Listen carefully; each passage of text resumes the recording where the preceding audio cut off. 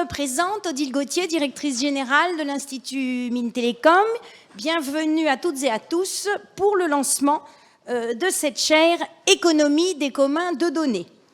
Je remercie tout d'abord les 3 mécènes fondateurs de la chaire, Dassault Systèmes, L'Oréal et Orange, ainsi que notre partenaire de recherche Action Numérique pour la création de cette chaire et bien sûr également la Fondation Mines Télécom qui l'abrite et vous tous d'être venus ce soir ou qui assistez à distance. Cette chaire s'inscrit bien sûr dans le cadre de la stratégie d'ensemble de l'Institut Mines Télécom qui se positionne sur 4 grandes thématiques principales, dont une est la souveraineté numérique et la sobriété. Chacun sait que la question des données est au cœur de ces questions de souveraineté numérique, mais elle les dépasse aussi largement puisqu'elle irrigue toute une partie significative de l'évolution de notre société. L'Institut Mines Télécom est très actif de longue date dans ce domaine du numérique, en particulier sur les aspects architecture et technologie d'infrastructure. Et nous sommes par exemple présents au niveau national dans les 3 grands programmes d'équipement prioritaire et de recherche lancés récemment autour des télécoms et des réseaux du futur, de la cybersécurité ou du cloud. Mais nous sommes également plus largement présents sur le secteur de la datasphère et des données, que ce soit sur les aspects de traitement, de protection et d'échange, en particulier en tant que membre actif fondateur de l'initiative européenne Gaia-X, mais également sur les usages de données et la création de valeurs économiques et sociétales, avec notamment la chaire VPIP sur les données personnelles et identités numériques qui avait été créée en 2013. Aujourd'hui, c'est donc la naissance d'une chaire sœur ou fille, je ne sais pas, sur l'économie des communs de données. Bien sûr, ces actions s'inscrivent totalement dans le cadre de la politique française et européenne des données. Et je remercie Éric Botorel, député des Côtes-d'Armor, que je n'ai pas encore vu, mais qui va arriver, spécialiste du numérique, d'avoir accepté de nous fournir ces éclairages dans le cadre d'un dialogue avec Francis Jutan, directeur général adjoint de l'Institut. Et je remercie également Thomas Courbe, directeur général des entreprises, d'avoir accepté d'apporter le point de vue de l'État à la conclusion de cette séquence de ce soir. Je passe la parole sans plus attendre à monsieur Lanuzel de la société L'Oréal. Merci. Bonjour à tous. J'ai la charge, au nom des mécènes, de vous accueillir, puisque j'ai été choisi et élu pour être le président du comité de pilotage des mécènes. Donc, je suis Stéphane, je travaille chez L'Oréal sur un grand programme de transformation digitale autour de la tech et de la data, mais on en parlera un peu plus tout à l'heure. Et en fait, pour moi, ce jour est important parce que ça marque à peu près plus d'un an de travail avec des échanges avec l'IMT, avec les autres mécènes, beaucoup de discussions où on a vraiment travaillé autour de cette notion de commun des données et de voir aujourd'hui physiquement, concrètement, la chaire prendre son envol. C'est vraiment un jour important. Donc j'espère que c'est un baptême et une inauguration qui va permettre à la chaire de rayonner, mais j'en suis sûr, au vu de toutes les discussions que l'on a pu avoir, de la richesse, parfois on est parti très loin, on est revenu de manière pragmatique, et donc cet échange entre une vision de la recherche académique, mais aussi très ancrée dans le terrain, c'est quelque chose qui nous tient beaucoup à cœur, et donc je suis ravi de lancer aujourd'hui, au nom des mécènes, cette chaire. Donc bienvenue à tous et on reviendra tout à l'heure pour vous donner plus les objectifs et les détails. Et je passe la parole à monsieur Combeau. Bonjour à toutes et à tous, et c'est toujours un moment, en tout cas, avec émotion que la Fondation, en tout cas, qui accompagne l'IMT et ses écoles dans les enjeux de recherche, d'innovation, de formation et bien entendu de prospective. Toujours un moment ému de lancement d'une chaire. On le rappelle, vraiment le but de notre fondation, c'est de faire ce lien entre acteurs privés et monde académique sur l'ensemble de ces enjeux. Et plus particulièrement, en fait, dans le domaine de la recherche et de l'innovation, il faut le rappeler, qu'en 10 ans de reconnaissance d'utilité publique que nous avons fêté l'année dernière, c'est 37 projets de chaire et près de 29 millions d'euros de financement qui ont été apportés par les mécènes dans le cadre de l'intérêt général au service de l'IMT et de ces écoles. Comme Odile l'a rappelé, cette chaire économie des communs de données vient un petit peu à la suite des travaux qui ont été menées grâce à Claire Levola-Barthes sur la chaire Valeurs et politique des informations personnelles. Près de 10 années d'existence, 4 millions d'euros d'argent mobilisé grâce à nos mécènes. De nombreux post-doctorants, plus d'une dizaine je crois, des ateliers, des conférences, des publications. Ça c'est vraiment le concret d'une chaire de recherche. Et en tout cas, on est vraiment, nous, intimement convaincus, c'est notre mission à la Fondation, que de pousser cette convergence entre monde académique et mécène et monde privé pour vraiment développer ces enjeux autour des sujets de recherche, notamment de pointe. On parle aujourd'hui de l'économie des communs de données. Je pourrais vous le citer, mais Odile l'a fait dans les priorités de l'IMT sur l'ensemble des enjeux de recherche. Et en tout cas, c'est un vrai creuset de richesse que ce projet de recherche. Vraiment encore remercier nos 3 mécènes, bien entendu L'Oréal, Orange et Dassault Systèmes, qui sont des partenaires fidèles aussi de la Fondation, qui nous accompagnent au quotidien pour faire évoluer. Je sais qu'il y a eu de nombreux échanges autour de la création de cette chaire, et je pense qu'on va lui souhaiter bonne chance, en espérant qu'elle soit à la hauteur, en tout cas de la chaire qui dite VPIP, Valeurs et politique des informations personnelles. On sait que ce sont des sujets qui sont au cœur de la société. Et c'est vrai que l'économie des communs de données, clairement, c'est l'avenir. Et en tout cas, bonne chance, bon courage à toutes et à tous. Et on sera très heureux d'accompagner nos mécènes au cours de ces travaux pour valoriser aussi, en tout cas, ce que font nos futurs chercheurs, futurs postdoctorants. Je vous remercie. Et donc, après cette présentation de l'Institut Mines Télécom, le teaser sur la métaphore du partage des données, qui normalement se passe dans un ascenseur, si c'est la bonne vidéo.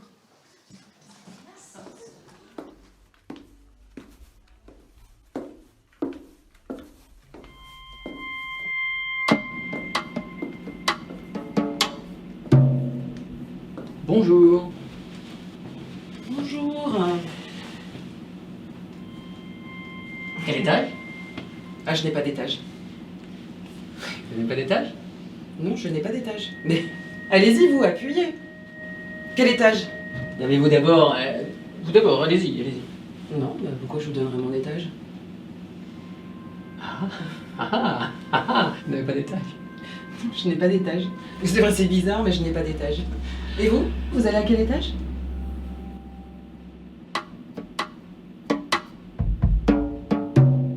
Non mais donnez-moi votre étage. Non, mais je ne vous donnerai pas mon étage. Bon, alors, vous me donnez votre étage et je vous donne le mien. C'est ça, ouais. Je sais très bien que si je vous donne mon étage, vous n'allez pas me donner le vôtre juste après. La confiance règne. Ouais. Nous sommes professionnels tout de même. Professionnel? Ouais. Professionnel. Professionnels. Professionnel?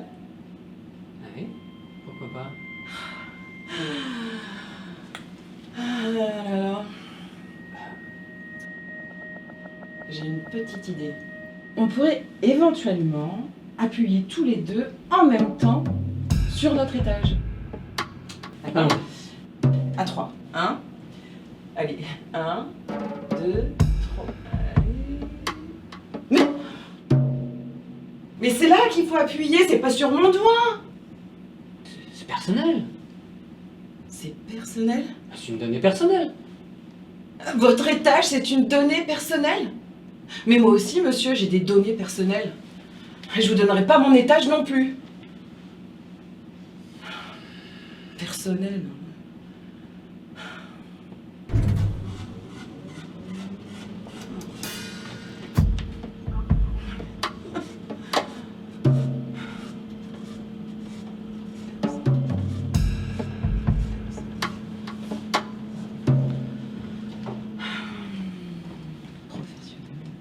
Bonjour. Bonjour. Bonjour. Vous allez sur quel étage?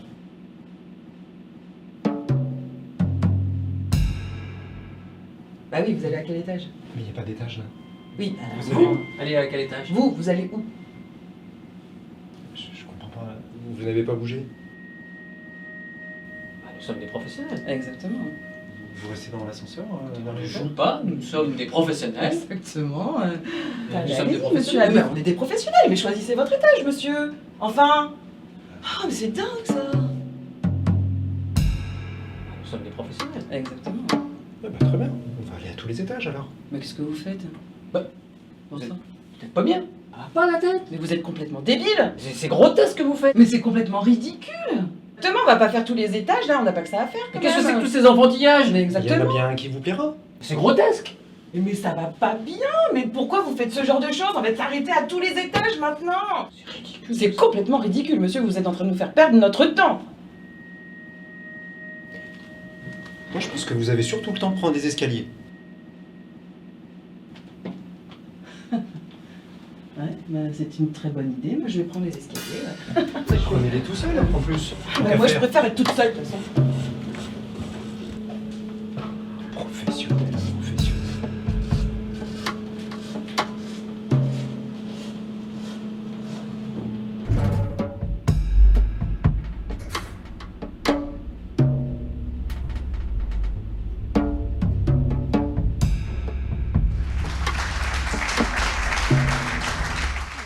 Donc, comme vous venez de le voir, nous avons imaginé cette scénette de façon humoristique pour rendre compte de la difficulté du partage des données et éventuellement en cas de non-partage où cette situation peut nous conduire.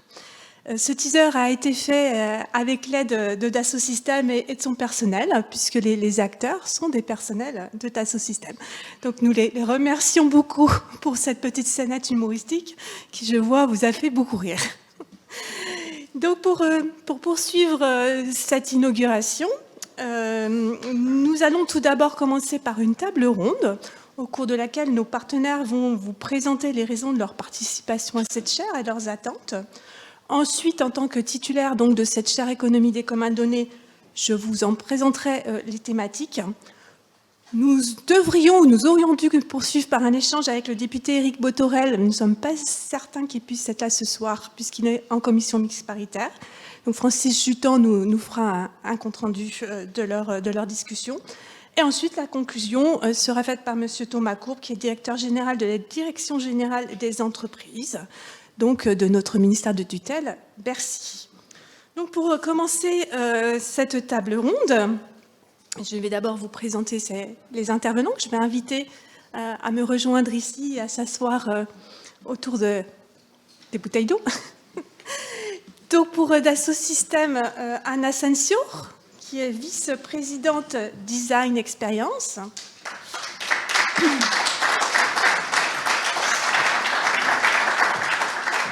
Emmanuel Gruson, Corporate Development Director de chez Dassault Systèmes.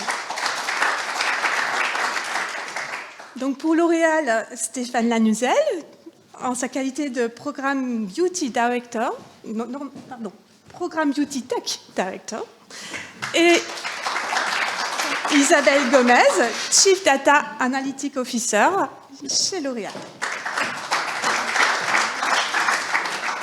Ensuite, Jean Bollot, qui est le directeur scientifique d'Orange.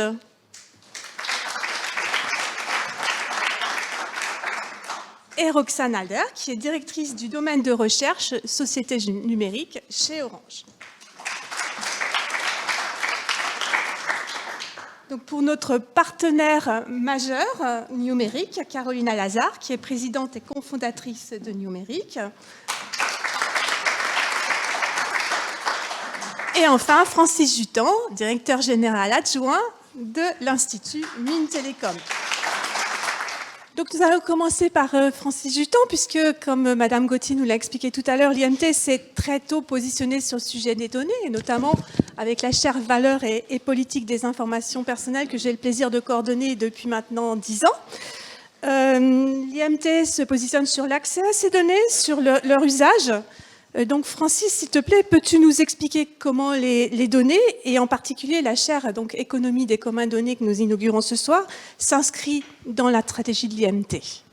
Okay, donc effectivement, comme Odile l'a dit, l'IMT est très impliqué dans les aspects effectivement matériels, logiciels, virtualisation, dans un cadre de convergence des télécoms, du cloud et aussi du computing. Donc on a une activité importante, mais depuis plus de 10 ans, on a commencé à s'intéresser aux aspects usage des données.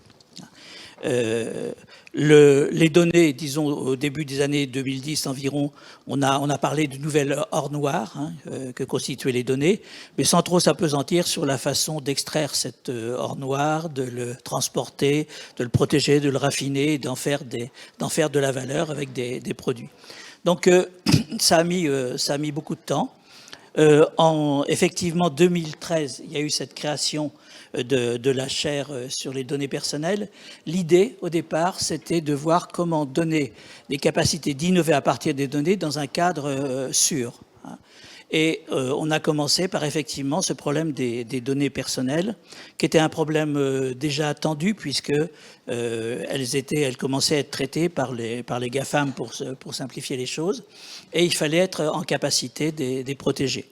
Donc il y a eu cette aventure, on a participé au RGPD, activement au RGPD, et la chaire continue, et on est maintenant sur des problèmes d'identité numérique, qui sont des enjeux critiques de souveraineté. Ensuite, il y a eu tout un mouvement sur les données ouvertes, les données publiques. Et puis, en 2015, l'IMT y a participé. On a introduit, à l'occasion d'un rapport sur l'ouverture des données de transport, la notion de données d'intérêt général. Et cette notion de données d'intérêt général s'est traduite dans la loi numérique, une année plus tard. Et aujourd'hui, on voit que dans le Data Act, au niveau européen, eh bien, on commence à travailler, on continue de travailler ces aspects de données d'intérêt général. Et avec, disons, ces données de, comment appelle-t-on ça, de data altruisme, qui va être un des enjeux dans les dizaines d'années à venir. Et aujourd'hui, eh bien, on franchit une nouvelle étape. Pourquoi ? Parce qu'effectivement, c'était un succès, tout ce travail sur les données, mais ça n'a pas réussi pour aller vite à libérer les données d'entreprise. Et sans les données d'entreprise, qui comprennent des données d'intérêt personnel, mais qui aussi des données patrimoniales d'entreprise, eh bien, on limite le potentiel d'usage et de création et de transformation qu'on peut mener au niveau des données. Donc, dans tous ces aspects, il y a effectivement la protection des données d'entreprise et de leur valeur patrimoniale. Il y a le mettre sur pied, et ça va être développé, un cadre de coopération pour créer de la valeur à la fois économique pour l'entreprise, mais aussi sociétale. Et établir, ce qui est le plus dur, c'est ce cadre de confiance qui va permettre effectivement aux entreprises, quelque part, d'y aller. Donc, tout ça va nous amener à poser des questions. On a travaillé, comme le président l'a dit, on a travaillé déjà depuis 2 ans, 1 an, etc., énormément là-dessus. Et on a identifié quelques grands problèmes. Il y a comment créer des communautés d'intérêt entre les entreprises, cette communauté d'intérêt et de confiance. Le deuxième point, c'est que quand on met des choses ensemble et qu'on crée de la valeur, il faut effectivement travailler ce qu'on appelle l'économie de la contribution. C'est facile à dire, mais il faut développer les méthodes, les outils, la gouvernance de cette contribution. Et troisième chose, il y a effectivement une évolution très forte de ce cadre réglementaire, juridique, réglementaire, et aussi trouver les nouveaux outils pour gérer cette contribution et cette confiance. Et c'est en gros les grands objectifs que l'on va vous présenter que Claire va présenter ensuite. Pour terminer, tout comme pour la chaire sur les données personnelles et l'identité numérique, ce sont des problèmes qui sont très pluridisciplinaires. Et il faut rassembler des compétences en droit, en économie, des compétences techniques, des compétences en cybersécurité notamment. Et il faut travailler pas au niveau fermé uniquement français, il faut travailler aussi au niveau européen, parce que beaucoup de choses se passent à ce niveau. Donc ça va être dans ces enseignants-chercheurs qu'on a rassemblés de l'IMT, d'autres externes qui vont nous apporter leur concours, vont travailler de façon pluridisciplinaire. Et on voit que la plupart des problèmes critiques sont effectivement de nature pluridisciplinaire. On va travailler avec les entreprises pour se définir des cas, parce que ce qui est important, c'est pas uniquement de faire de grandes analyses théoriques sur les choses, c'est nécessaire, mais il faut effectivement travailler sur les cas qui vont nous aider à pointer les vrais problèmes sur lesquels on va avancer dans les années à venir. Et il faut aussi être capable, et c'est le sens de notre coopération avec Numérique, d'avoir des méthodes pour élaborer, construire ces communs de données. Voilà ce que je voulais dire pour l'IMT. Merci Francis. Alors justement, nous allons coopérer dans cette chaire de recherche-action avec Numérique, et notamment Caroline qui en est la présidente. Donc Caroline, tu travailles depuis à peu près 2017 sur le data... 2007, sur le data sharing dans le domaine de la production et la consommation responsable. Effectivement, il y a 2 ans, tu es venu avec ce beau projet, tu es venu nous présenter ce beau projet à Francis et à moi, et cette chaire sur, à l'époque, tu l'avais appelée économie circulaire des données, mais c'était la chaire économie des communs de données. Est-ce que tu pourrais justement revenir sur les raisons qui ont amené ta société à s'intéresser à ce sujet et en particulier au modèle de commun de données? Oui.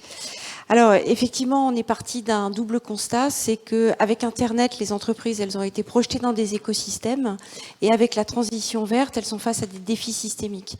Donc, dans les 2 cas, la force du collectif, elle devient vraiment déterminante pour pouvoir continuer à créer de la valeur. Alors, c'est vrai qu'aujourd'hui, on est plongé dans une économie de plus en plus conduite par les données. Et la création de valeur dans cette économie, elle résidera de plus en plus dans la capacité des entreprises à développer ce que nous on appelle chez Numérique l'intelligence collective des données, c'est-à-dire la capacité à produire ensemble de nouvelles informations et de nouvelles connaissances. Alors, on le voit bien, que ce soit pour, je dirais, décarboner les chaînes de valeur et les modèles économiques, pour pouvoir impulser des dynamiques d'innovation et répondre aux nouveaux besoins des personnes, pour utiliser les ressources naturelles dans le cadre des limites, dans le respect des limites planétaires.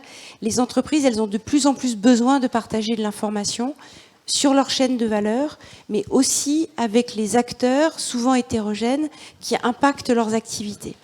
Alors, c'est vrai que le data sharing, c'est pas une idée neuve. Hein, ça existe, voilà, on en parle depuis longtemps, mais il y a quand même aujourd'hui un certain nombre d'obstacles, hein, et le commun de données peut justement lever ces obstacles. Et moi, je vois 3 raisons principales.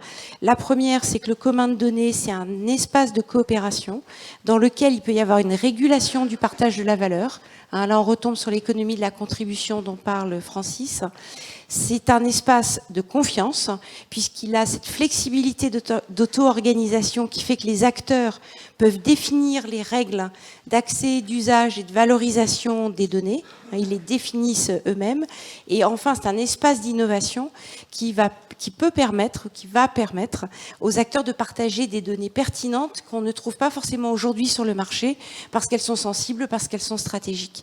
Donc, coopération, confiance, innovation, pour nous, sont les 3 piliers en fait du commun de données, et c'est ce qui fait tout l'intérêt pour mobiliser justement des entreprises grandes aujourd'hui et j'espère moyennes et petites demain.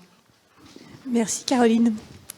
Alors justement, cet intérêt pour les entreprises à être mobilisées, Stéphane, en tant que directeur du programme Beauty Tech de chez L'Oréal, quel est le constat que tu dresses en ce qui concerne le partage des données au sein de L'Oréal ou peut-être avec vos partenaires? Et donc, pourquoi avez-vous décidé de rejoindre cette chaire? Peut-être juste pour donner quelques chiffres, L'Oréal, on manipule beaucoup de données, on vend 7 milliards de produits, on a 1,2 milliard de consommateurs. Donc par définition, nos gisements de pétrole, si je puis dire, de données sont importants. Et ce sujet du partage des données, ça fait plusieurs années qu'on le mène. Et la notion de commun de données, on a vraiment commencé au niveau 0, qui était le commun de données entre nous. C'est-à-dire entre le marketing, entre la finance.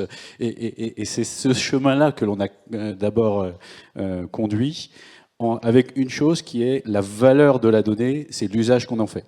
Que ce soit pour mieux cibler un consommateur, que ce soit pour optimiser un plan de transport. Donc on a beaucoup travaillé sur l'usage des données, le partage des données entre nos différentes sources, avec ce que j'appelle le triangle vertueux. C'est le triangle vertueux entre l'usage, l'application, la technologie et la gouvernance. Et on essaie de toujours avoir ce triangle vertueux. Et donc, dans notre courbe d'apprentissage, on a d'abord appris à partager la donnée entre nous, si je puis dire.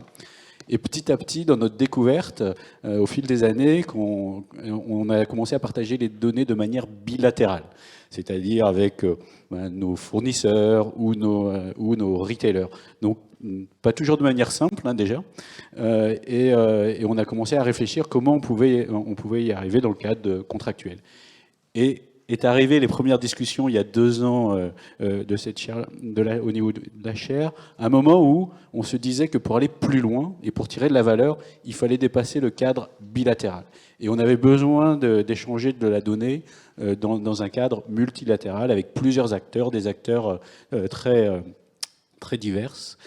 Et c'est là où on avait besoin de réfléchir quel est le cadre juridique, comment on crée la confiance dont tu parles. Donc pour nous, c'est vraiment des problèmes très concrets sur l'optimisation du dernier kilomètre, où par définition, c'est un acteur, une marque comme la nôtre, un donneur d'ordre, un prestataire logistique, potentiellement un territoire. Donc on a beaucoup de cas d'usage très concrets pour pouvoir essayer de voir comment on peut mieux partager cette donnée. Donc pour moi, cette chaire arrive à point nommé pour vraiment construire ce cadre et nous aider de manière concrète dans ces écosystèmes dans lesquels on participe à apporter des réponses.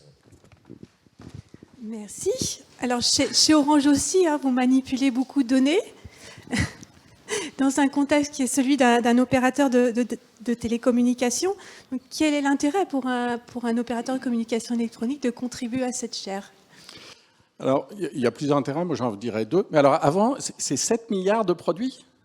Wow, ok. Nous, on pensait qu'on avait beaucoup d'offres, mais il y a de la marge, encore. Oui, donc pour nous, il y a plusieurs, disons, je dirais, il y a 2 raisons au moins auxquelles je peux penser rapidement. La première, c'est que on fait beaucoup de travaux de recherche qui font intervenir des données de plusieurs acteurs. Par exemple, on travaille sur la logistique, le flux de camions. Et si vous voulez comprendre ce qui se passe dans la logistique, donc il y a Orange qui amène des données sur des données de réseau en fait qui suivent un peu des données de mobilité, qui suivent un peu les mouvements. Vous avez des sociétés d'autoroutes qui comptent les camions au péage. Vous avez les transporteurs évidemment. Et puis c'est un écosystème très fragmenté, donc il y en a tout un tas. Vous avez les collectivités locales qui veulent savoir qu'est-ce qui se passe dans leur périmètre, etc. Et alors maintenant, si vous étendez ça, par exemple, à la mobilité durable, donc les camions et les véhicules électriques, il faut faire intervenir les électriciens et puis les boîtes qui font, par exemple, les bornes de recharge. Et donc, si vous voulez répondre à une question simple du type où est-ce qu'il faudrait que je mette mes bornes de recharge pour satisfaire mes clients et aider à la transition vers l'électrique, il faut pouvoir combiner toutes ces données de tous les acteurs dont j'ai parlé. Et donc, avoir une chaire qui travaille sur les méthodes et les solutions pour justement accompagner cette mise en commun de données et les moyens de faire fructifier justement ces données qui sont mises en commun, ça nous permet de répondre à ces données. Et puis il y a tout un tas d'autres exemples où on met des données en commun. Donc ça, je dirais, c'est la première raison, très, très concrète. Et la deuxième, disons une deuxième raison, peut-être un peu plus méta, si je regarde à un niveau un peu plus haut, pour reprendre le mot de la confiance qui a été mentionné plusieurs fois, si vous avez un commun de données, il y a un rôle qui peut être intéressant, qui serait celui du tiers de confiance, qui articule ou organise ce genre de choses. Et pour nous, c'est quelque chose qui nous intéresse parce que Orange se positionne comme l'opérateur de confiance. Et donc, ce genre de rôle est quelque chose qui nous intéresse d'explorer et de comprendre, de voir comment on pourrait mettre en œuvre. Merci. Donc, opérateur de confiance, en tant qu'opérateur de télécom, le positionnement par contre de Dassault Systèmes est un peu différent, Manuel, puisque Dassault Systèmes fournit aux entreprises des univers virtuels pour imaginer des innovations durables. Et donc, quelle est la vision de Dassault Systèmes en ce qui concerne le partage des données? Et est-ce que, d'après votre expérience, quels en seraient les facteurs clés de succès?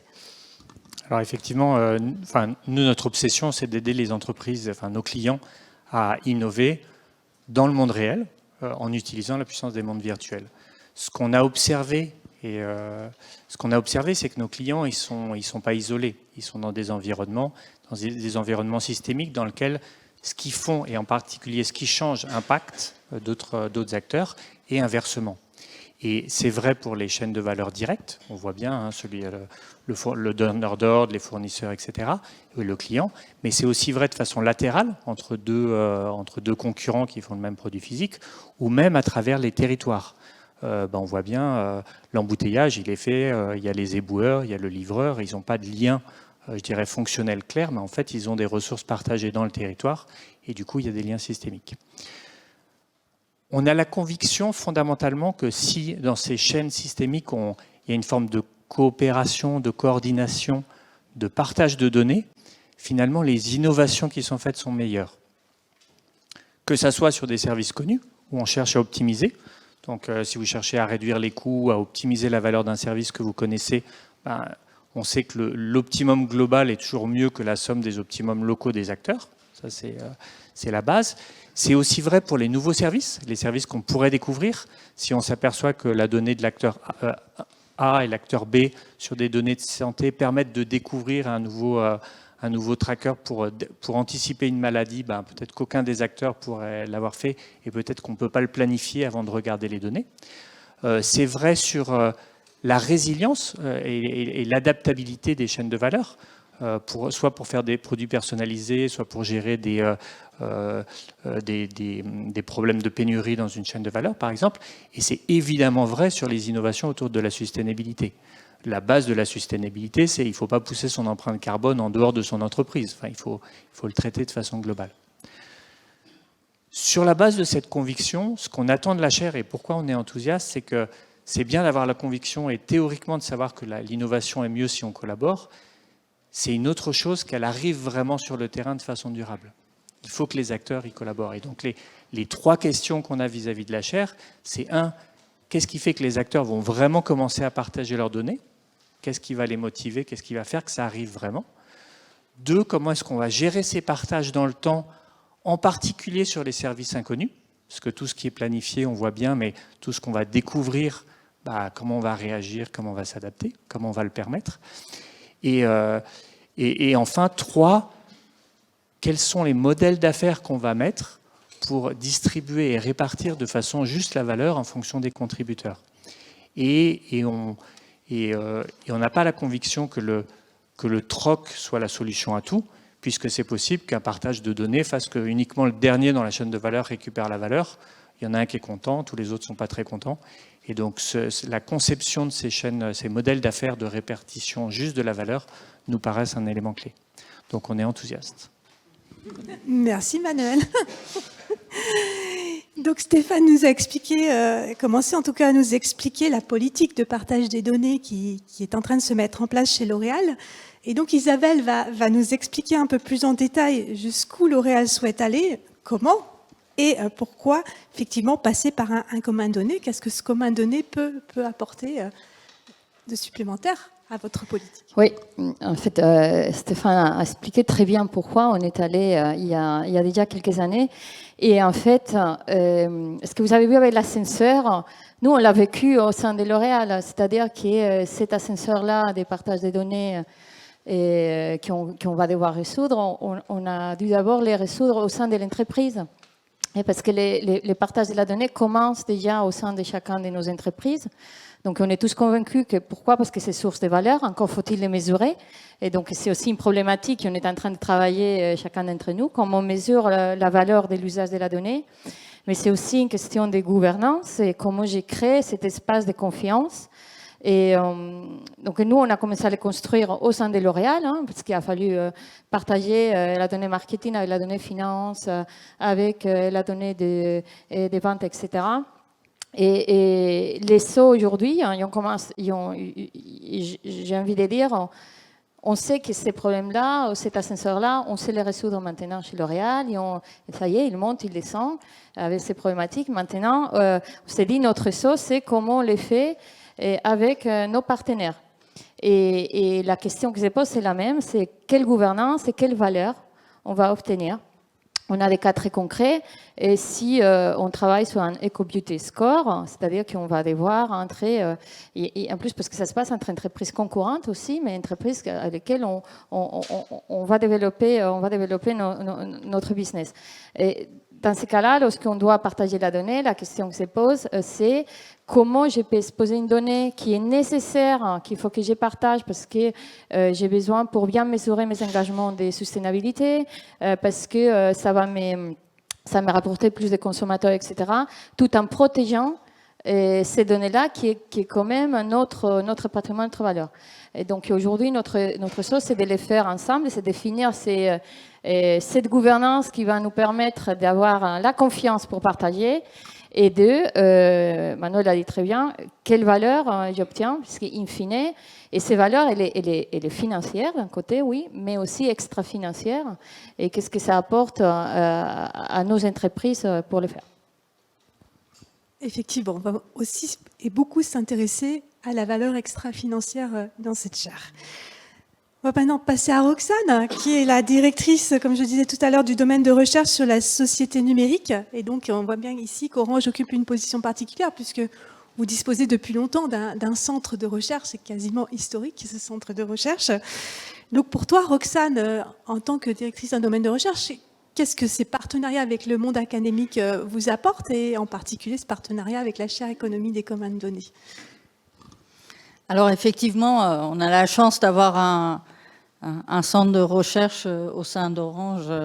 J'ai le plaisir d'avoir un domaine super et très inspirant.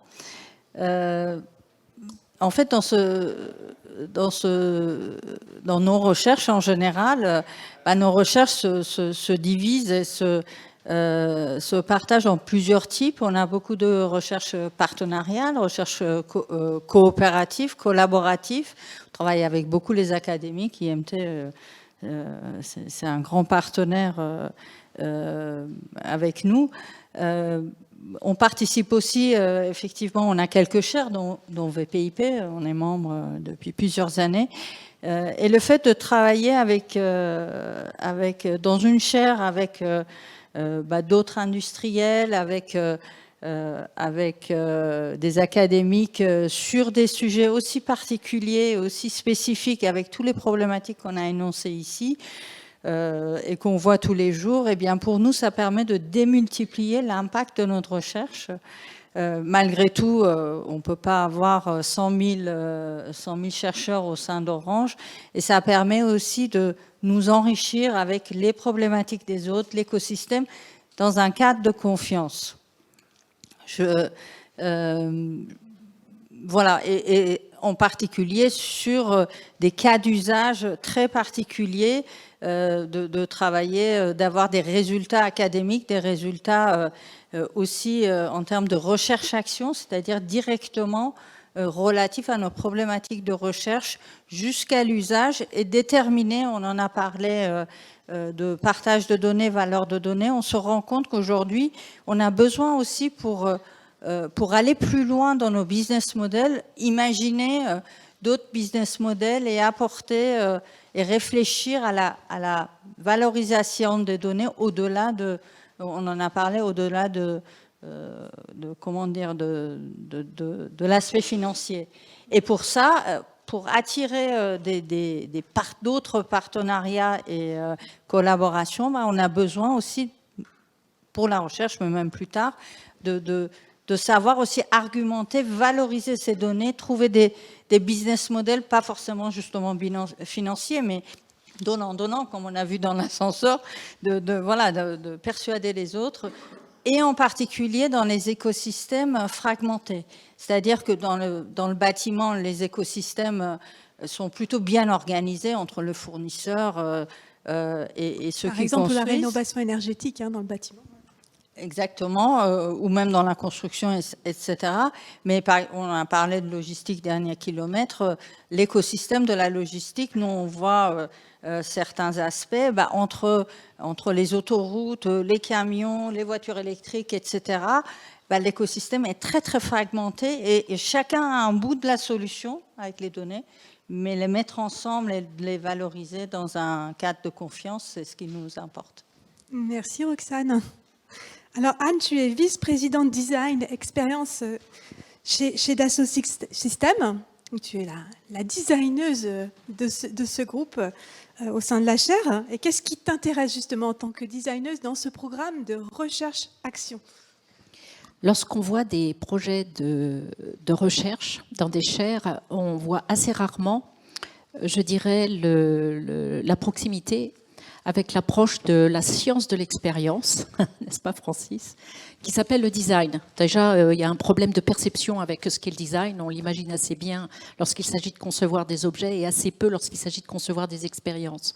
Donc, ce qui m'a particulièrement intéressée dans cette chaire avec Manuel, c'est qu'au regard donc justement des ambitions d'Assosystèmes, c'est-à-dire de servir nos clients en matière d'innovation, c'est d'abord de comprendre pour quel usage, pour quel intérêt général. Et très clairement, on voit qu'au niveau sociétal, les données, bien plus qu'un euro noir, c'est une matière première à la modélisation de nos modes d'existence. Donc les designers, c'est essentiellement les gens qui travaillent à l'expérience en tant que nous, humains, en interaction avec les différents éléments de la société, et que ceci implique finalement de peut-être repenser la façon dont on l'a organisé. Je pense par exemple aux filières industrielles. On parle de fragmentation, mais essentiellement parce que chaque industrie aujourd'hui, avec le processus linéaire de l'approche de leur conception, aborde les sujets de manière incrémentale. Vous l'avez d'ailleurs très très bien décrit chez L'Oréal, c'est-à-dire on part de là où on connaît, puis ensuite on s'étend avec son écosystème proche, puis ensuite l'écosystème étendu. Donc ce que la chaire va apporter, c'est cette tension entre ces besoins inhérents des acteurs industriels, et là on a 3 acteurs très différents, dont la value proposition est très différente, mais en même temps une autre tension, et c'est pour ça que je trouve intéressant d'y apporter la dimension design, c'est-à-dire ce qu'attend la société. Et dans ce qu'attend la société, on parle beaucoup de données, on parle aussi de commun, mais le commun étant creux, et pour autant c'est peut-être le sujet le plus important. Les données étant les traces que nous opérons dans nos usages du quotidien, mais le plus important, c'est prendre contrôle de ces usages. Donc déjà, les données aujourd'hui dont on parle, ce serait éventuellement de faire converger les données discrètes que la filière industrielle opère, et opère peut-être de manière fragmentée, mais plutôt bien. Mais il se passe autre chose en parallèle, c'est l'usage des données visibles et qui sont de plus en plus visibles, produites par monsieur tout le monde, et comment j'établis un bilanciel, une cohérence, une résonance entre ces deux mondes. Donc ça, c'est un sujet absolument essentiel. Alors, très clairement, il s'agit de construire des expériences, des modalités d'expérience qui vont donner donc à ce commun la raison d'une confiance, la raison d'opérer ensemble dans un commun. Parce que si on n'a pas un but commun, si c'est juste dans l'ascenseur, je te donne ma donnée et tu me donnes la mienne, le fameux troc dont tu parlais, Manuel. Je pense qu'on ne va pas aller très très loin. Donc voilà, très très clairement, on a une chaire rare qui va faire coïncider du très concret, du très tangible, des ateliers dans lesquels on va modeler des scénarios d'usage qui n'existent pas encore, sur lesquels on va peut-être envisager de trouver des niches ou des opportunités qui vont permettre peut-être de développer des modèles d'affaires. Mais c'est aussi quelque chose qui va, et moi ça m'intéresse beaucoup, tu parlais Roxane de recherche-action, construire de nouveaux savoirs, de nouvelles théories, et ça en se confrontant du concret au tangible avec les théories les plus optimisées, les plus abouties ou les plus poussées en matière académique, et en particulier tout ce qui concerne ce qui pourra être la définition de futures régulations ou de nouveaux cadres de vie qui sont absolument essentiels pour s'assurer qu'elles soient durables et souhaitables. Donc voilà la raison pour laquelle je suis ravie, vraiment ravie de voir cette chaire se lancer aujourd'hui. Merci Anne. Alors justement, pour répondre à tous ces défis, à tous ces questionnements, Caroline, comment est-ce qu'on a envisagé justement cette recherche-action concrètement au sein de la chaire ? Alors, je crois que c'est très clair, de tout ce qu'on vient d'entendre pour nos partenaires. L'enjeu de la chaire, c'est bien de travailler sur un cadre méthodologique à la fois pratique et théorique pour développer, je dirais, la connaissance des modèles, des outils autour de la mise en commun et du partage de données. Donc, le format de recherche-action, finalement, il s'est vite imposé.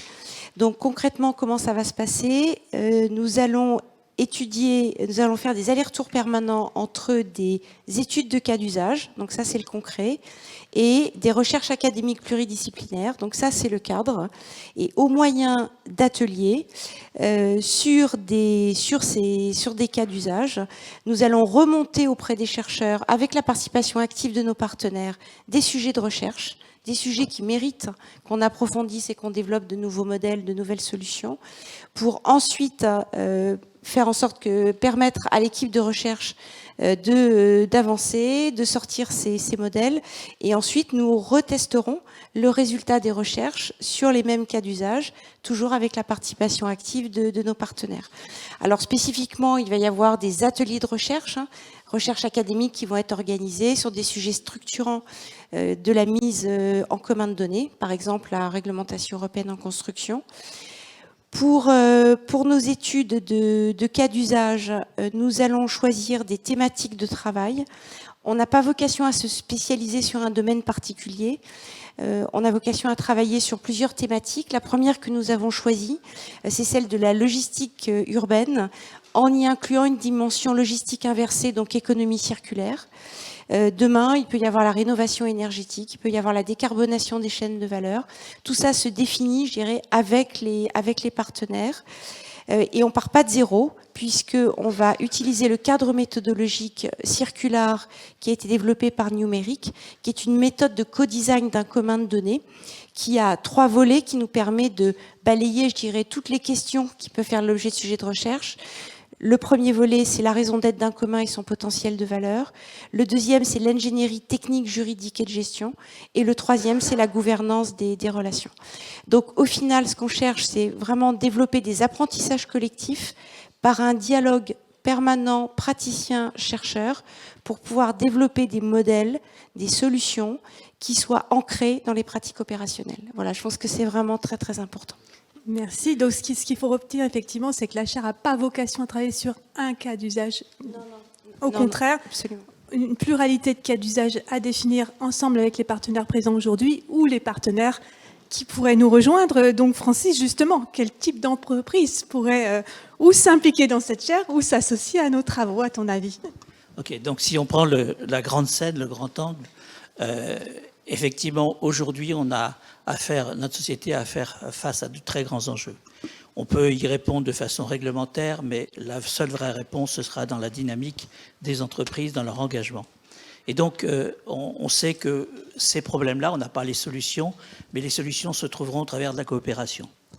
Et donc, le commun de données étant un de ces outils phares de la coopération. Donc, potentiellement, je pense que toutes les entreprises peuvent nous rejoindre. Elles ont toutes cette problématique de la coopération autour des données. Ensuite, eh bien, effectivement, on a commencé, je pense qu'on peut dire qu'on a commencé à faire prendre la mayonnaise entre les acteurs qui existent aujourd'hui. On a travaillé ensemble. Donc, comme les mayonnaises, il faut les entretenir, pas trop d'huile d'un coup. Cela dit, on a quand même besoin de moyens. Puisque les cas, il faut y consacrer du temps, de l'énergie. Les chercheurs ne vivent pas d'eau claire uniquement. Donc effectivement, ce que l'on va chercher, c'est des entreprises qui vont, j'allais dire, compléter la diversité, élargir la diversité de ces 3 premiers partenaires qui peuvent nous rejoindre. On sait que certaines y réfléchissent et y travaillent. Et on espère qu'elles vont nous rejoindre bientôt. Alors des entreprises qui effectivement se disent j'ai besoin d'investir dans ce domaine. On va donc en prospecter un certain nombre. Ce sont souvent des grandes entreprises parce qu'elles ont aussi les facultés, elles ont les données, elles ont les facultés aussi d'apporter, de contribuer et de financer, il faut le dire aussi. Ensuite, dans ces cas, si on veut aller au bout des cas, on a des cas sur lesquels on a des données et d'autres des cas où il nous en manque. Donc on peut aussi avoir des partenaires, contributeurs, qui vont venir en disant, on verra sur les modalités, mais apporter ce jeu de données et réfléchir ensemble avec nous là-dessus. Donc ça, c'est un deuxième type d'entreprise. Je pense que les collectivités sont intéressées. On n'a pas voulu au départ, puisque pour faire prendre une mayonnaise, il faut aller doucement. On n'a pas voulu travailler avec les collectivités.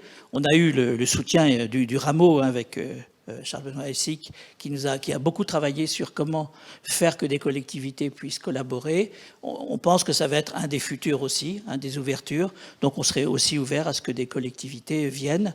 Mais on a un principe dans une chaire, les partenaires mécènes acceptent les nouveaux. Donc ce n'est pas quelque chose d'ouvert. Pourquoi? Parce qu'il y a une relation de confiance à établir. Donc je pense que d'ici 1 an, on aura 3 nouveaux partenaires, voilà, et qu'on va pouvoir continuer à diversifier les cas. Voilà, donc on fait appel, venez nous voir. On aura des ateliers, on utilise des ateliers internes de travail, mais aussi des ateliers ouverts. Et c'est donc l'occasion aussi pour vous de venir voir et les méthodes de travail et le type de sujet. Voilà. Merci Francis, merci à tous les participants de la table ronde. Donc on a beaucoup parlé de commun de données pendant cette table ronde. Plus exactement, comment est-ce que nous abordons cette notion que nous allons bien entendu affiner au cours de nos ateliers et de nos réflexions. Alors le commun de données, c'est d'abord des apports, bien entendu des données, dans un but collectif ou dans des buts collectifs tels qu'ils vous ont été expliqués tout à l'heure et qui ne sont pas uniquement des buts financiers comme vous l'aurez compris, donc une communauté d'intérêts qui est regroupée autour d'activités en commun et donc il va falloir mettre en place des processus techniques de transformation de ces données pour obtenir des résultats, soit de nouvelles données, soit des connaissances. Alors ces données, elles vont être de différents types, des textes, de la voix, des images, des informations, des vidéos. Et d'un point de vue juridique, puisque je suis également enseignant-chercheur en droit, pas uniquement titulaire de cette chaire, on peut avoir des données qu'on appellerait privées, puisque ce n'est pas une catégorie juridique qui existe, mais des données privées détenues par les entreprises, des données publiques issues des organismes publics et aussi, bien entendu, des données à caractère personnel. Donc, comme il a été souligné tout à l'heure, on travaille depuis maintenant 10 ans sur ces notions et sur ces problématiques de données à caractère personnel au sein de la chaire Valeurs et politiques des informations personnelles que j'ai le plaisir de coordonner maintenant depuis 10 ans, d'où l'affiliation naturelle effectivement entre ces deux chaires et de voir effectivement concrètement dans la chaire économie et commun données comment on peut collecter, utiliser des données personnelles, bien entendu conformément au RGPD, et notamment en s'appuyant sur cette nouvelle possibilité dont a parlé Jean, qui est le data altruisme, qui est dans un nouveau règlement européen qui s'appelle le Data Governance Act. Alors, on l'a dit, donc, ce Data Governance Act, comme vous pouvez le voir ici, il s'inscrit dans une approche globale au niveau européen, puisqu'on a une réglementation qui est actuellement en train de se mettre en place.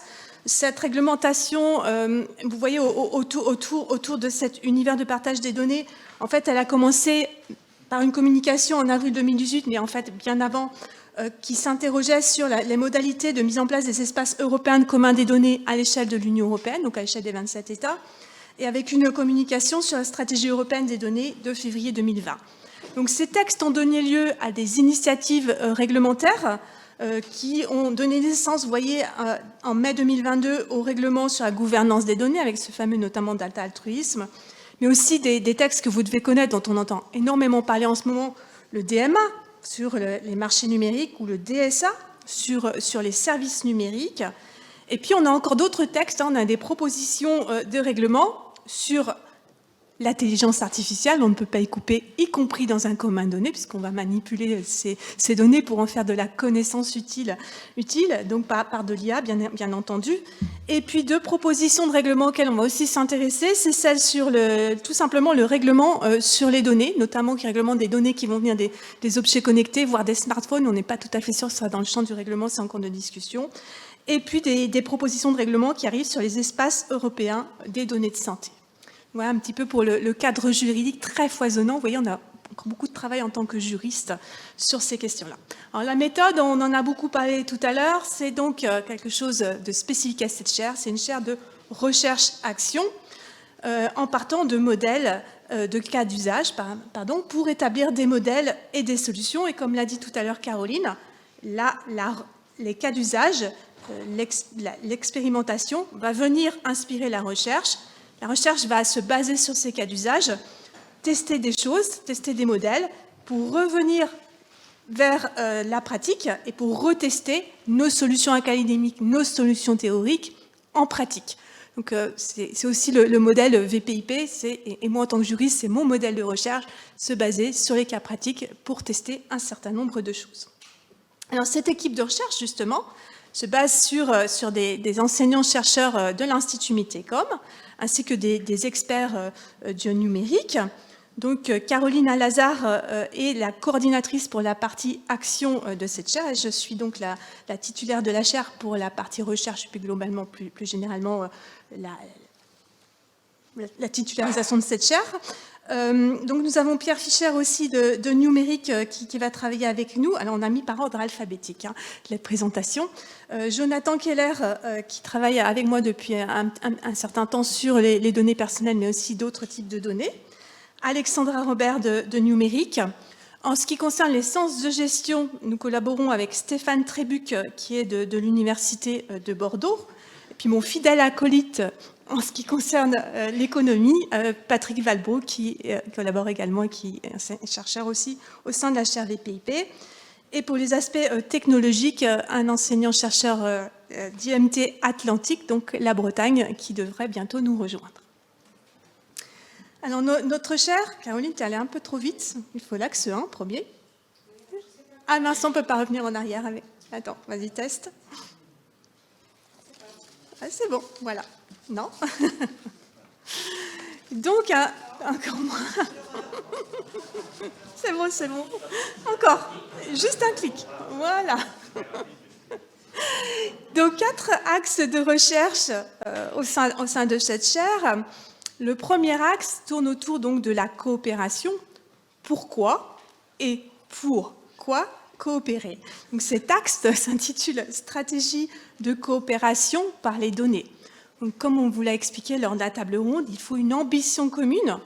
Il faut se mettre d'accord sur le pourquoi. Pourquoi est-ce qu'on se met ensemble? Pour faire quoi? Est-ce que c'est notamment la logistique du dernier kilomètre? Et sur les impacts que les partenaires vont rechercher ensemble dans cette communauté d'intérêt. Patrick Valbrook nous a aussi expliqué qu'une entreprise doit avoir des incitations économiques au partage des données. Est-ce que ça va être par exemple une bonne stratégie de partager des données avec son concurrent? Dans certains cas, selon Patrick, ça pourrait l'être. Et voilà, des questions sur cette incitation au partage des données. Également, mais pourquoi on se met ensemble? Pour créer quel type de valeur? On a un petit peu abordé la question tout à l'heure. Est-ce que ça va être de la valeur collective, individuelle pour l'entreprise, valeur sociétale, extra-financière? On a répertorié ainsi un certain nombre de types de valeurs. L'objectif de cet axe est de continuer à travailler sur notre typologie des communs de données, de la tester à travers nos cas d'usage et nos questions de recherche. L'axe 2 s'intitule « Ingénierie des communs de données ». Donc ici, on a décidé de se mettre ensemble, on sait pourquoi on se met ensemble. Maintenant, comment concrètement concevoir ce commun de données? Vous l'aurez compris, il va falloir d'abord prendre en compte tout ce cadre juridique qui existe ou qui est en construction, et on n'a pas assez de recul pour savoir comment ces textes vont s'appliquer concrètement, savoir comment on peut réutiliser, partager la donnée au niveau juridique. Il va falloir aussi, pour concevoir ce commun, mobiliser un certain nombre d'outils coopératifs. Il va falloir traiter les données. Qu'est-ce qu'on va utiliser? Est-ce que, par exemple, c'est des Privacy Enhancing Technologies, donc ces technologies qui permettent de partager de la donnée personnelle en toute confiance dans le cadre du RGPD, par exemple en recourant à des technologies de cryptographie des données, tout en traitant ces données personnelles sans jamais les faire apparaître aux autres partenaires, des outils coopératifs autour bien sûr de la sécurité des données et de la gestion du commun des données et des différents types de contributions. L'axe 3, intitulé « Gouvernance des communs de données », eh bien là, c'est concrètement comment on va organiser ce commun de données, comment on va organiser les relations entre les partenaires, et on en a beaucoup parlé, les modalités de confiance, c'est très important. Sur quel modèle juridique, quelle va être la forme juridique de ce commun de données, sur quel type de licence on va s'appuyer pour partager les données, et surtout, est-ce qu'il faut des nouveaux types de licences au niveau juridique, des clauses contractuelles. Tout à l'heure, Laura nous a parlé de ces fameux contrats bilatéraux. Est-ce qu'il en faut des nouvelles? Est-ce que celles qui existent actuellement fonctionnent? Également, pour organiser ces données, il faut travailler sur les modalités de partage des valeurs créées, et il faut des outils pour évaluer les contributions. Chaque entreprise et chaque partenaire amène des données. Comment on évalue ces contributions? Comment ensuite on va évaluer aussi l'usage de la ressource partagée? Les entreprises vont tirer de la connaissance, ce n'est pas forcément les mêmes connaissances qui intéressent chaque entreprise à partir des données mises en commun. Et surtout, il va falloir avoir des outils et des nouveaux outils pour obtenir une sorte de réciprocité entre ce qui rentre et ce qui sort, si je puis schématiser, entre les contributions et les valeurs créées. Ça va être notamment le travail de Stéphane Tribuc en sciences de gestion. Le tout étant effectivement, selon les types de communs de données que nous aurons identifiés, voire tirer des modèles donc d'organisation du commun en fonction de chaque type de données, de commun. Enfin, le quatrième axe s'appelle transformation systémique des entreprises. Effectivement, ces communs de données vont avoir des impacts systémiques autour de 4 points principalement. La politique d'innovation et de partenariat de l'entreprise, la conduite des missions, la stratégie RSE, on en a parlé tout à l'heure notamment, ça peut être aussi des communs de données qui aident à collecter des données sur l'empreinte carbone, et puis le dialogue entre parties prenantes. Donc voilà pour nos 4 axes. La méthode, Caroline en a parlé tout à l'heure, c'est une méthode qui s'appelle Circular. Donc vous voyez où elle va nous permettre d'identifier et de qualifier les sujets de recherche concrètement à travers nos ateliers de recherche, selon les 4 volets dont Caroline a parlé tout à l'heure. Donc, les 4 volets de cette méthode de co-design sont la raison d'être du commun et son potentiel de valeur. Donc c'est la couleur verte, vous voyez, circularité, identité et retour. En volet 3, ingénierie technique, juridique et de gestion. Et enfin volet 2. Et enfin le volet 3 en vert, qui va notamment nous permettre d'aborder les questions sur la gouvernance des relations. Donc voilà pour la présentation de nos futurs travaux de recherche. Je vais maintenant céder la parole à Francis Jutan. Donc, on a travaillé ce matin avec Éric Bothorel. Il espérait revenir, il avait un point à traiter sur une commission mixte, mais s'est rajouté aujourd'hui une loi très très chaude sur la grande distribution. Donc il nous a prévenu il y a 1h30 à peu près que la solidarité de groupe aidant, il pourrait être avec nous, il le regrette vraiment beaucoup. On a travaillé et je lui ai proposé à ce moment-là de rendre compte de ce travail, ce qu'il aurait dit. Alors, je le ferai de façon beaucoup plus rapide, bien sûr. Il aurait développé et étayé. La première question, vous savez qu'il a publié en décembre 2020 un rapport sur les politiques publiques de données. C'est un rapport extrêmement intéressant. Comme tous les rapports, il s'oublie un peu. Et je lui avais demandé quels sont effectivement les points saillants depuis la remise de ce rapport. Effectivement, il a constaté 2 points. D'abord, cette problématique des données, une problématique qui monte, effectivement, partout. Et on voit bien que toute l'énergie européenne aujourd'hui pour, quelque part, organiser cet espace de données européen. Et la deuxième, dans ce cadre-là, d'ailleurs, l'importance de ces données d'intérêt général et de données qu'on pourrait appeler le data altruisme, c'est-à-dire ces données qu'on va effectivement mettre à la disposition des communautés pour développer, créer de la valeur sociétale. Donc c'est pour lui les points les plus saillants, même si ces concepts méritent d'être définis. La deuxième question portait sur effectivement l'intérêt général, parce que l'intérêt général, c'est facile à énoncer, c'est plus compliqué à définir. Et effectivement, dans l'intérêt général, ce n'est pas l'ouverture de toutes les données. Il y a effectivement des réticences très compréhensibles des entreprises, ce qui le disait, sur effectivement comment défendre cette valeur patrimoniale. C'est de la valeur pour les entreprises d'avoir ces données. Et il faut effectivement leur permettre de les conserver et de regarder, d'avancer sur des choses qui, on sait, sont sinon d'intérêt général, sont d'intérêt collectif. Alors dans l'intérêt général, il y a effectivement des points très clairs. Par exemple, les données de sécurité dans le domaine des transports peuvent être requises comme des données d'intérêt général accessibles à tout le monde de façon à améliorer la sécurité. Mais il y a un tas d'autres services utiles au collectif sur lesquels effectivement on peut définir des données qui seraient altruistes quelque part. Donc, en poussant un peu plus loin le questionnement sur effectivement cette chaire qui, elle, est une chaire sur les communs de données d'entreprise, donc des communs qui sont a priori fermés, même si on décide ensuite éventuellement de les ouvrir. Et son opinion est que ce travail est essentiel pour le développement de l'utilisation des données. Et la première raison, c'est que travailler sur des communs de données ça développe la culture des entreprises du travail autour de données, du partage de données, de la coopération. Et que finalement, si on se donne comme objectif de créer de la valeur économique ou de la valeur sociétale, on va quelque part ouvrir concrètement des espaces pour les données altruistes, hein, qui va être un des objectifs européens. La deuxième chose, c'est qu'effectivement le cœur, c'est que on a beaucoup cherché la valeur réelle créée à partir des données. Hein. Donc là, c'est cette valeur économique, d'innovation, hein, qu'on a promis que la chaire va pouvoir permettre de développer. Et puis, toutes les entreprises aujourd'hui prennent en compte. On aurait dit ça il y a 10 ans, je ne pense pas que les aspects sociétaux aient été aussi en avant, mais il y a une conscience qui est montée là-dessus.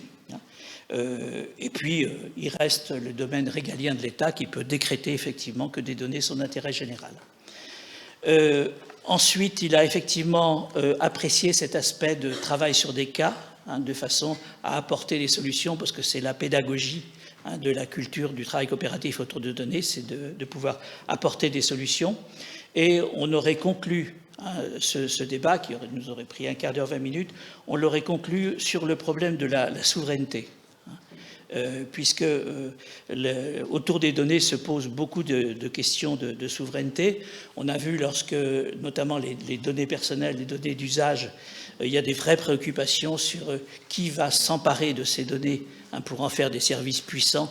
Hein, tout le monde a en tête effectivement nos grandes entreprises américaines, mais pas que, hein, qui travaillent sur ces données. Donc c'est une vraie préoccupation, mais la réponse à ces préoccupations, ce n'est pas de se calfeutrer avec ces données, c'est effectivement de commencer à les utiliser, créer de la valeur à partir de ces données, hein, avec effectivement les parties prenantes, un certain nombre de parties prenantes.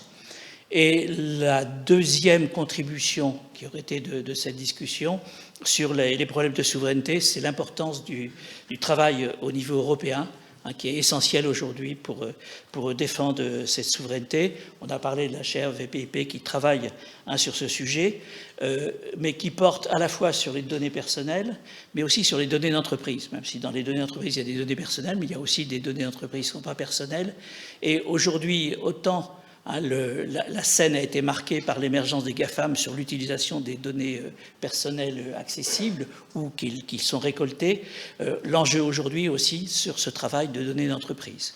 Donc il faut effectivement que dans l'espace européen qui se développe, le travail législatif qui est fait, qu'il soit fait au niveau français et européen, puisque les deux sont importants, prennent en compte ce problème de souveraineté.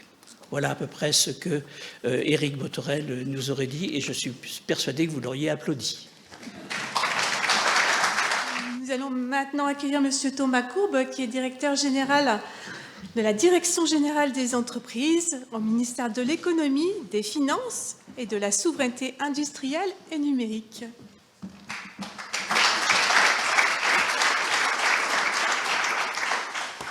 Merci beaucoup, bonsoir à tous.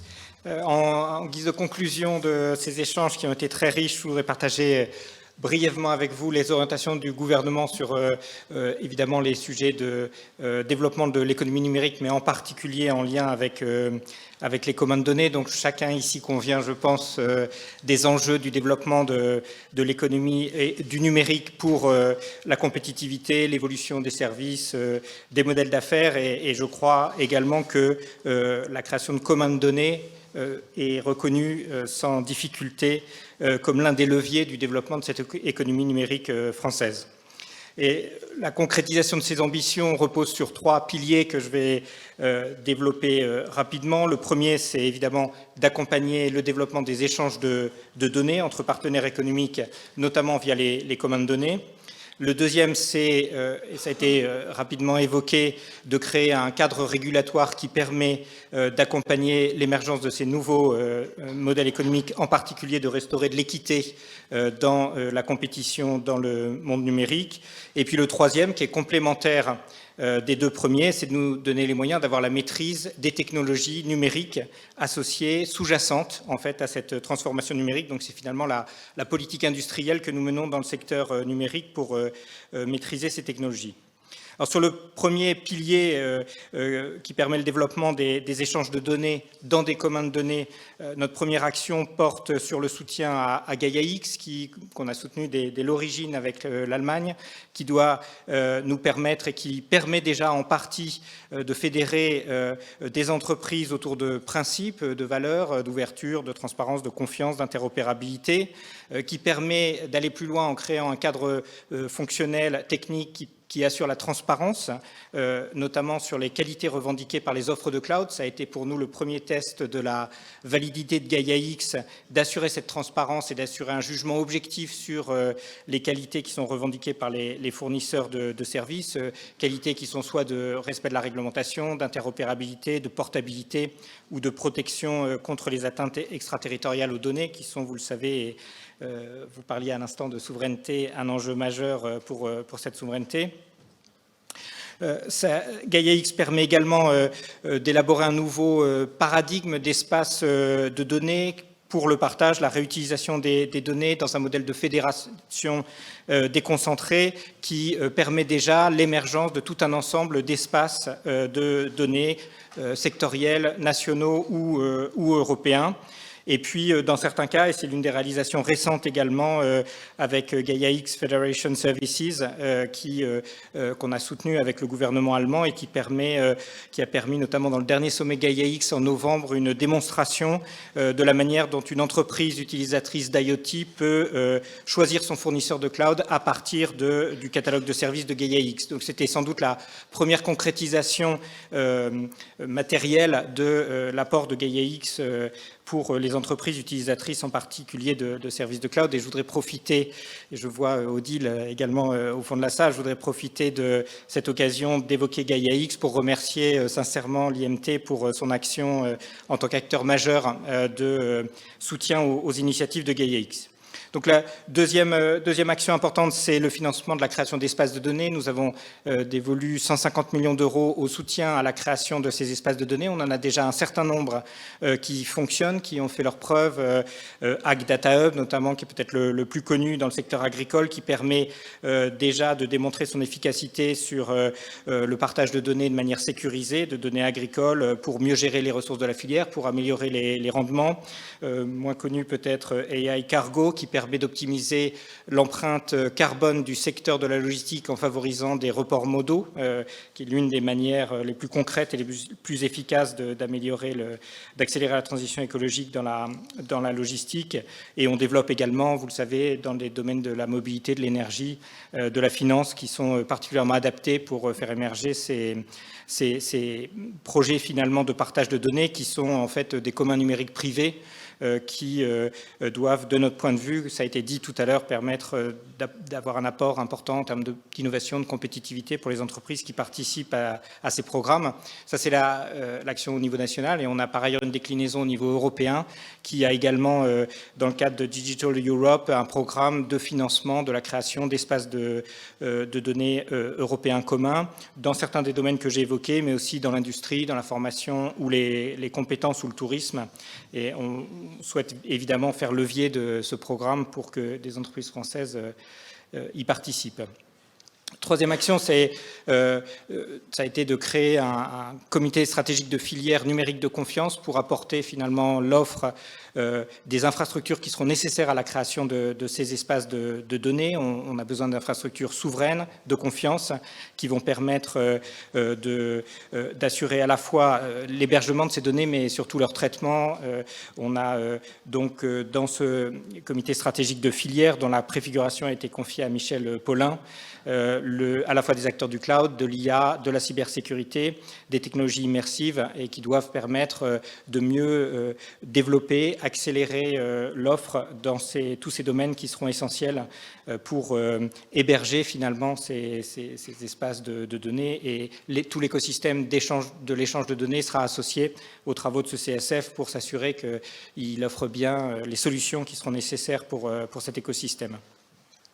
Et puis quatrième action, c'est le soutien à tout le projet européen d'émergence de communs numériques. Vous avez vu pendant la présidence française du Conseil de l'Union européenne que nous avions beaucoup soutenu cet axe de développement. Nous avons lancé un plan d'action grâce notamment à l'action de l'ambassadeur Henri Verdier pour permettre le développement des communs numériques au niveau européen. On a aujourd'hui la création d'un guichet unique qui, on l'espère, deviendra une fondation des communs numériques au niveau européen, qui doit permettre à la fois de mieux diffuser l'information sur les financements qui existent, les financements publics, nationaux, européens, qui existent pour soutenir les communs, qui sont parfois mal connus, développer une communauté autour des communs sur l'échange de bonnes pratiques pour le développement de communs numériques, et puis évidemment partager une vision commune des communs les plus stratégiques dont on veut accélérer le développement au niveau européen. Donc la deuxième pilier de notre action, c'est le cadre réglementaire qui est bien connu, qui a été évoqué tout à l'heure, donc sur lequel je vais passer rapidement, mais qui est essentiel pour permettre le développement d'une manière générale, pas seulement des communs, mais de l'économie de la donnée. C'est un élément central de notre point de vue pour en particulier réduire le pouvoir de marché des grandes plateformes sur ces sujets, donc DMA, DSA, mais aussi DGA, qui vont apporter beaucoup à ces enjeux. DMA en particulier, d'une manière générale, va permettre de réduire la capacité d'un gatekeeper à maîtriser l'accès aux données, soit, par exemple, quand il joue le rôle de plateforme et d'intervenant sur une plateforme, à utiliser les données à son profit, donc potentiellement contre les autres utilisateurs de la plateforme. Évidemment, sur les places de marché, sur les services d'intermédiation publicitaire également, on va avoir des accès aux données sur l'intermédiation publicitaire par les annonceurs qui sera potentiellement puissante pour réaliser des audits des métriques publicitaires et plus globalement pour réduire les capacités des gatekeepers à empêcher les vendeurs, les acteurs de plateforme à avoir accès aux données des clients finaux. Donc on forme beaucoup d'espoir sur ce que va apporter ces deux régulations, et l'enjeu maintenant, puisqu'on est dans la phase de mise en œuvre de ces régulations, va être que les entreprises s'en saisissent pour nous permettre d'en faire respecter les règles par les grandes plateformes. On a également évidemment à venir, ça la négociation est intense en ce moment, le Data Act qui va permettre en particulier une plus grande portabilité, interopérabilité des données industrielles, des données des entreprises, en instaurant des droits d'accès renforcés, par exemple, aux données générées par l'Internet des objets. C'est un élément qui nous semble essentiel pour permettre à tous les acteurs, les utilisateurs en particulier, de générer de la valeur sur ces données. On aura par exemple, pour être concret, des acteurs qui proposent des services d'après-vente, d'accéder aux données des objets connectés pour avoir les données nécessaires pour offrir des services équivalents à ceux qu'offre le constructeur de l'objet connecté. Et puis, troisième pilier qui complète donc la régulation, c'est le pilier de la politique industrielle. C'est donc de nous permettre d'avoir en Europe, en France en particulier, les acteurs qui vont maîtriser les briques technologiques nécessaires pour offrir les services liés à l'économie de la donnée. On a évidemment deux axes principaux autour du cloud, avec 700 millions d'euros de politique industrielle dans ce domaine, avec une dimension européenne importante dans le cadre d'un projet important d'intérêt commun européen qui permet avec 12 États membres, nous l'espérons, de préparer la nouvelle génération des offres européennes de cloud computing et donc de servir évidemment en particulier les communs de données. On aura par exemple des plateformes de edge computing pour l'Internet des objets industriels, des jumeaux numériques ou des plateformes cloud pour le calcul haute performance, associant notamment la recherche publique. Donc autant de nouvelles offres qui vont permettre de renforcer de manière souveraine, d'une manière qui soit maîtrisée par les acteurs européens, de renforcer l'offre offerte à tous les acteurs de l'économie de la donnée. Et puis même chose sur l'intelligence artificielle, avec en particulier tout ce que la stratégie, qui est dotée d'1,5 milliard d'euros de financement, va permettre en termes de commun pour l'appropriation de l'IA par les entreprises, donc des compilations d'algorithmes d'apprentissage, de la mise à disposition de langage de programmation pour l'apprentissage machine, ou encore tout ce qui est fait sur le financement de bibliothèques d'algorithmes open source, comme ce qui est fait avec l'INRIA, avec scikit-learn, qui a aussi un gros potentiel d'appropriation par les acteurs de solutions d'intelligence artificielle. On va mettre en place également dans ce cadre des plateformes d'évaluation de tests de solutions d'IA accessibles aux entreprises pour mieux s'approprier ces outils. Et on a évidemment un enjeu de diffusion de cette offre renforcée, et on a engagé un programme d'accompagnement de 500 PME et ETI dans l'adoption de solutions d'IA pour permettre de rendre accessible, y compris à des petites entreprises, d'ici 2025, ces solutions d'IA. En complément de ces actions qui vont soutenir directement l'offre et qui sera directement mobilisable en cloud, en IA, pour les échanges de données, les communs de données.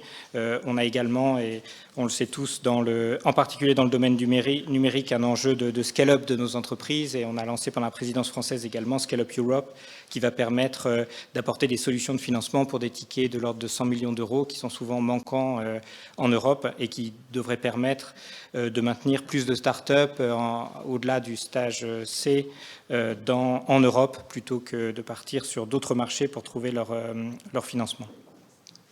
Voilà en quelques mots les trois grands piliers sur lesquels nous appuyons notre politique en matière numérique et orientée vers les communs de données. Je voudrais à nouveau remercier l'IMT pour son action dans l'ensemble, je l'ai mentionné pour GaiaX, mais dans l'ensemble de ces sujets. La reconnaissance de la contribution de l'IMT par la Big Data Value Association est aussi un témoignage de l'excellence de l'IMT dans ces domaines, et la chaire de recherche qui est ouverte aujourd'hui témoigne de l'ambition de l'IMT, et nous la soutenons activement dans ce domaine. La capacité aussi dans cette initiative d'avoir associé des grands noms de l'entreprise et je pense un gage de crédibilité de la démarche qui est aussi important, puisque notre enjeu, évidemment en particulier au ministère de l'économie, c'est que toute cette recherche puisse bénéficier in fine aux entreprises, aux acteurs à la fois grands groupes et PME et start-up qui vont bénéficier de cette économie de la donnée. Voilà donc, merci à l'IMT, merci à tous les participants pour votre engagement sur ce sujet dont je crois avoir partagé avec vous à quel point nous le considérions comme majeur, et j'espère que d'autres entreprises s'associeront également à cette dynamique. Je vous remercie.